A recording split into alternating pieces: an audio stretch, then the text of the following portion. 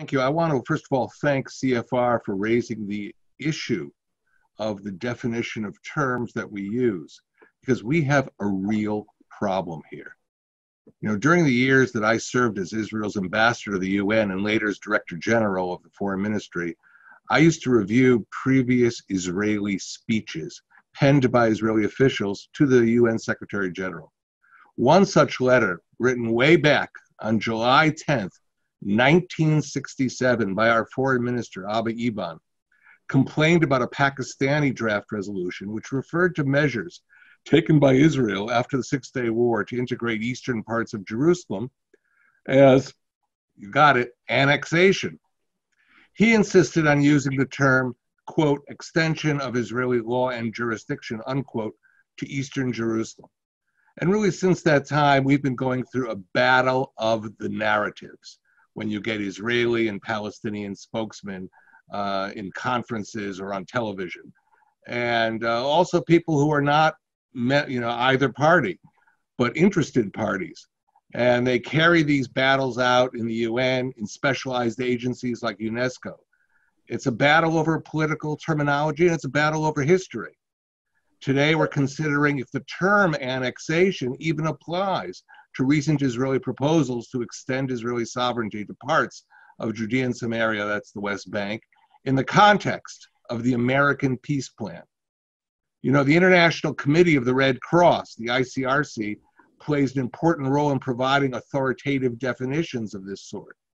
It defines annexation as, quote, a unilateral act of a state through which it proclaims its sovereignty over the territory of another state.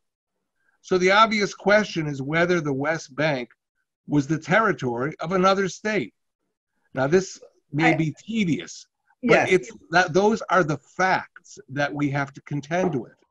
I think you have to see these proposals in the context of the plan of the Trump administration for a new arrangement on the West Bank.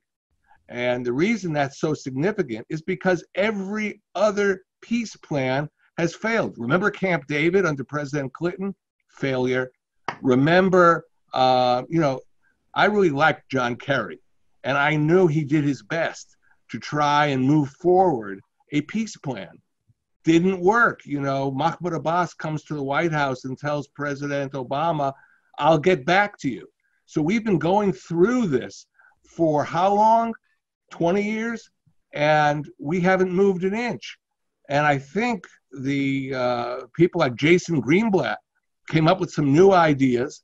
They suggested also the idea of annexation, and I shouldn't use the term because it's the wrong term, but the extension of Israeli sovereignty over parts of the West Bank. But remember, so Israel gets 30% of the West Bank. The Palestinians get 70%. So it is not as though we're taking all the gold coins and leaving them with rubbish. I think we have to give it a shot.